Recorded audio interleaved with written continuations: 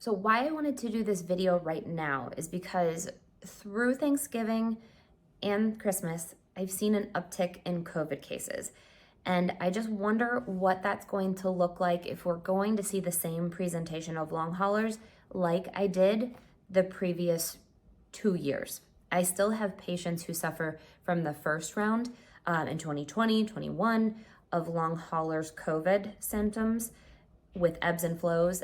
And I just wonder if it's going to pick up again and what that looks like. So in case you are needing answers in 2024, I wanted to provide an updated video on what I saw in the past and what we can expect maybe in the future. So while looking through all the journals and studies for long hauler COVID symptoms, all I could really tell you is that dizziness and vertigo is reported apparently less than 10% of the cases, but me as a vestibular therapist, I must have seen a large number of those 10% of cases because I did get a lot of calls. I do have a lot of patients that did suffer from long hauler symptoms.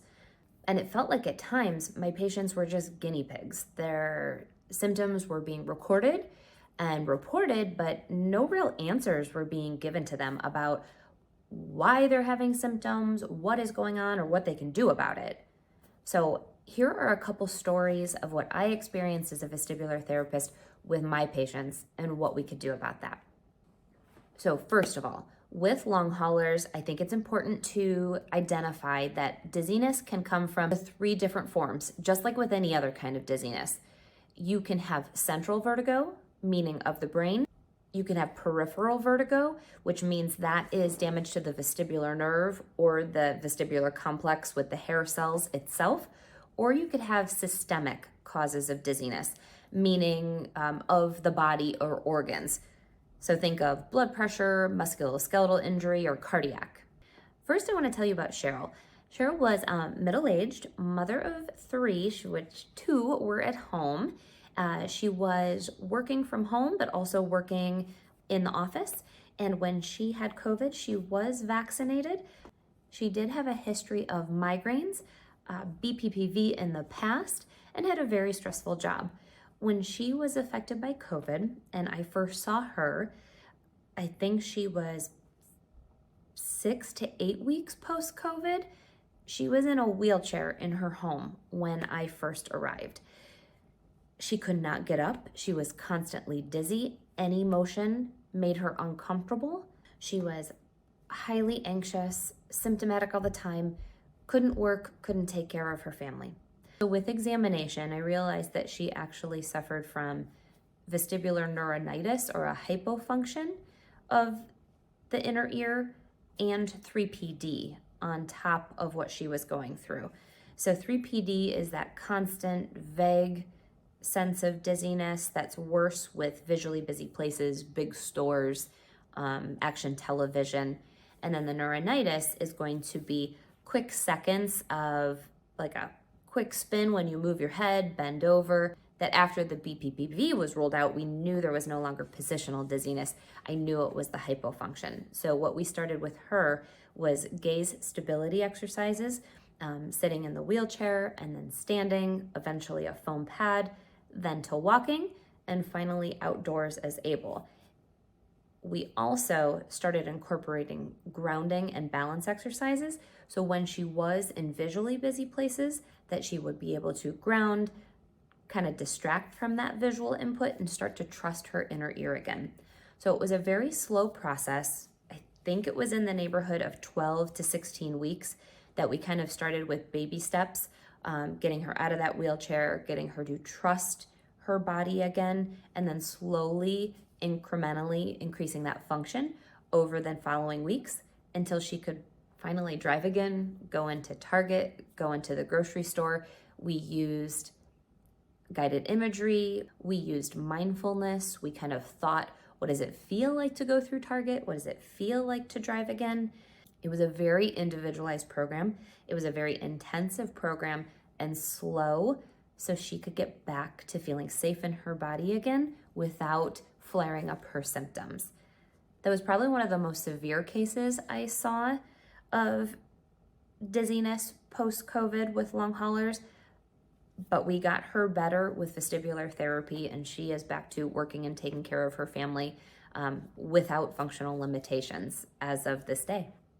So another case I wanted to share with you was Marie. Marie had an extensive history of vestibular dysfunction even prior to COVID. So she did have a history of vestibular migraines. She had a history of vestibular hypofunction prior to COVID. But after getting COVID, she developed an exacerbation of her vestibular migraines and a decompensation of her vestibular hypofunction. So she had a central, a brain disorder, plus a peripheral, a neuronitis flare-up. So that made it a little bit of both. So what we had to do in that case is one, make sure that we don't pass her threshold and cause any vestibular migraines. But what we can do is start to compensate for that vestibular loss. Basically, whenever you have something that damages the brain can't compensate for that inner ear that was damaged or lost at one time. So it's super important to start your vestibular exercises again. Gaze stability exercises are the mainstay, kind of foundation of vestibular rehab when you're talking about vestibular hypofunction. If you don't know what those are, I have plenty of videos on gaze stability exercises for hypofunction. I can put that in the playlist right up here in the corner. So what we started her is our gaze stability exercises, again, at like the foundation. We started seated and then slowly progressed her all the way up to walking 15 to 20 minutes a day of gaze stability, plus balance exercises and neck stretches, just to make sure once she was moving her neck that she didn't feel any soreness or get any dizziness from the neck with starting our gaze stability exercises again. After that, we went through education on vestibular migraine, making sure that her triggers were under control, and that making sure that any visual motion sickness or any busy visually places did not trigger her migraines. So some exercises were added in for habituation to make sure that her brain wasn't hypersensitive to things like going to the grocery store or working around the kitchen. And we do those through habituation exercises. Those are anything that typically makes you dizzy. You do those 5 reps in a row daily until that activity no longer bothers you. So Marie was a success story where she can walk around her neighborhood, she can go to restaurants with some modifications, she can shop in her stores. Again, if she's having a day that she feels a little bit more dizzy, she'll throw on some earplugs, put a hat on, and some glasses like Theraspecs to reduce any overstimulation that might trigger a migraine. And the other key component with vestibular migraines post-COVID is we did see a neurologist that could examine any medications for migraine that would improve or facilitate her recovery. Now, Jeff is an interesting case. Again, we met each other at about the 2-month mark. His main symptom was spontaneous episodes of feeling nervous, getting clammy hands, and then feeling like his legs were gonna go out. And he definitely stumped me at first. But upon examination and kind of teasing symptoms out of him, we figured out that he was experiencing 3PD post-COVID with a cervicogenic dizziness. So how we figured that one out, his symptoms were basically triggered by entering new environments that were very spacious. So think driving across a bridge, freeway driving, big box stores, arenas, gyms, airports, anything that was really vast spatially would cause him to feel panic. His hands would start to get clammy, his legs would go, and then he would feel dizzy.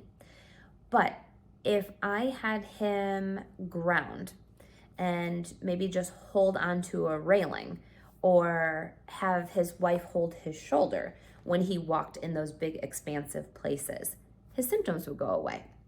There were times that he couldn't even look out a high window without feeling like the floor was going to drop out from underneath him. And he also did feel that there was a connection between tightness in his neck, triggering kind of a spacey, floaty sensation behind the eyes and pressure behind the eyes.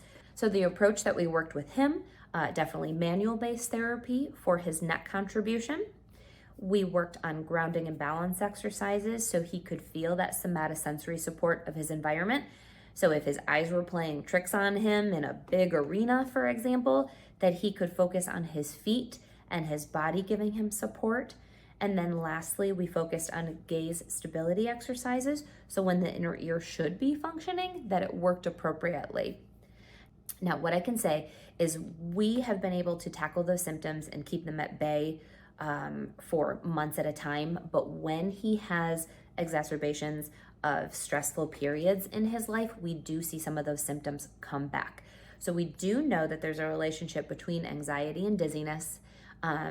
Dizziness can cause anxiety, and anxiety can cause dizziness.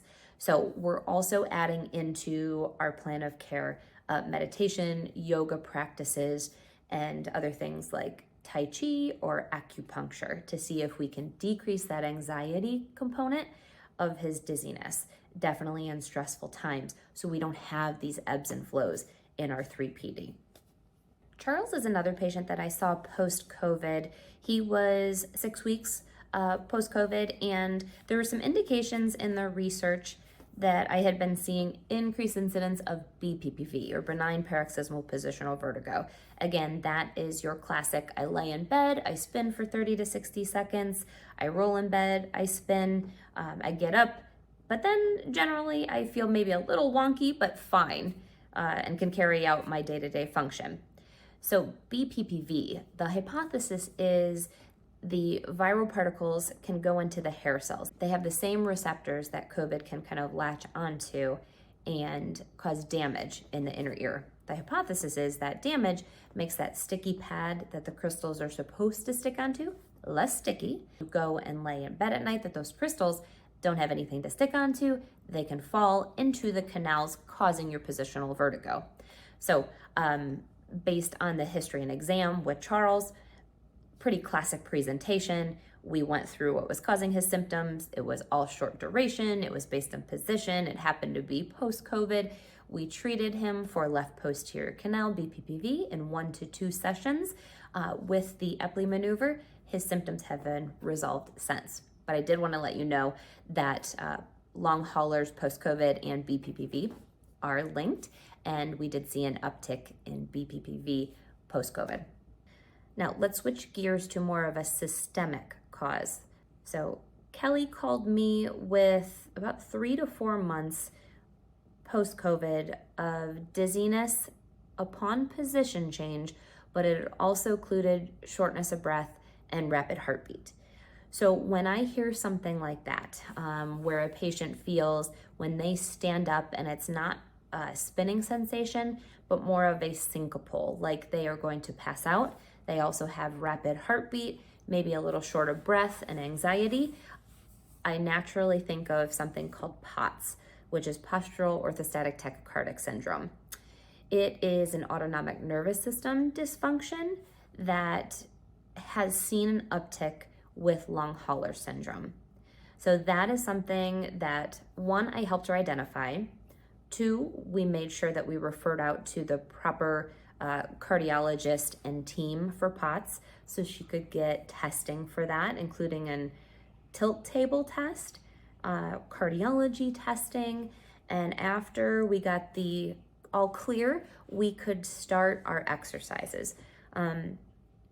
Generally, your physical therapy for POTS is going to be more successful when you do have a cardiologist or medical professional trained that can help stabilize your heart rate with medication. I personally have only had 1, maybe 2 cases that the client did not need medication and only needed physical therapy. But with appropriate medication and with Kelly, what we started on was our POTS protocol. So there was a lot of things like education on making sure we have sodium in our diet, making sure that we use compression stockings, and we started our exercise program in a recumbent position, meaning laying down.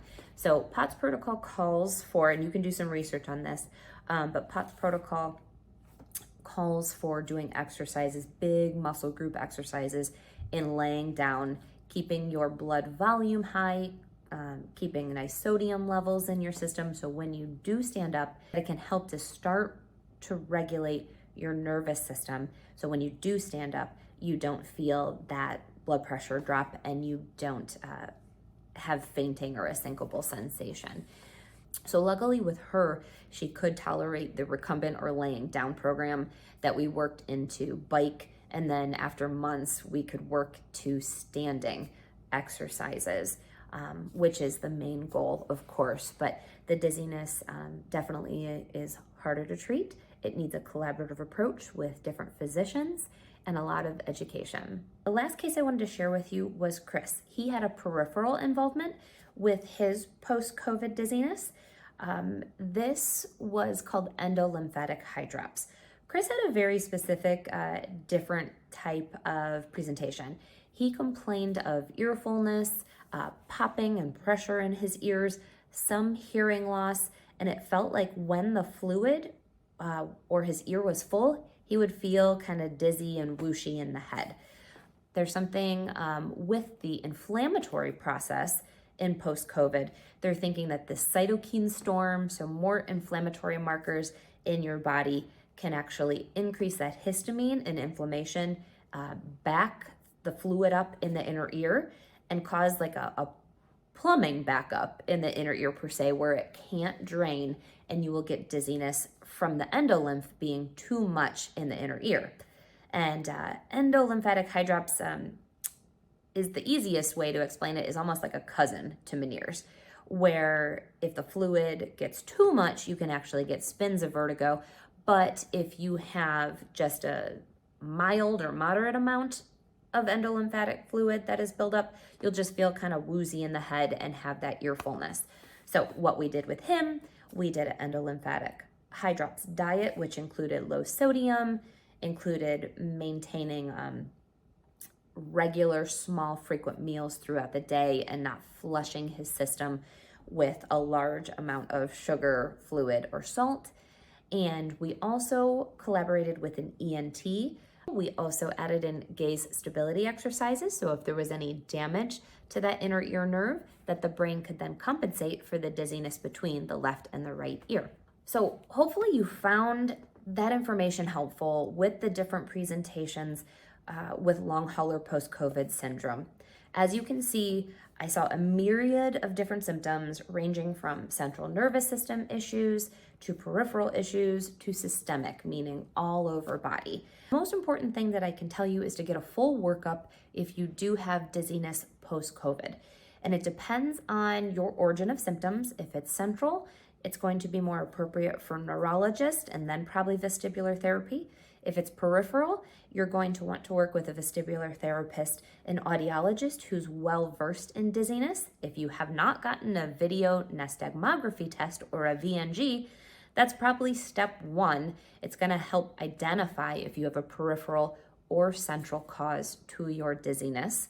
That is full of valuable information and can tell you if you are a good candidate for vestibular therapy or not. And then if you have something that's more systemic of nature, you're going to have to work with a cardiologist or a rheumatologist, whatever provider is more appropriate to your diagnosis. So hopefully you found this helpful. If you've had experience with long hauler syndrome, please drop them in the comments below if you feel comfortable sharing, so others out there know they're not alone and know that their symptoms are validated. And if you've had any success, please share.